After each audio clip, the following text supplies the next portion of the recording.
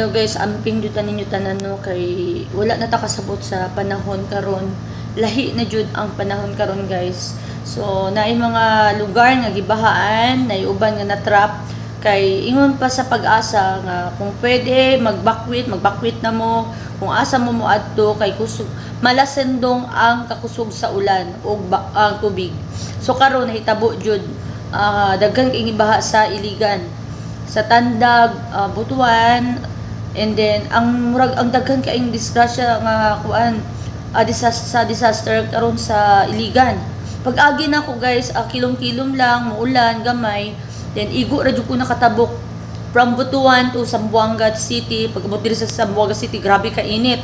So karon tan-awan ninyo guys, grabe. Tan-awang sitwasyon sa Iligan, my God. Huy, Ginoo ko.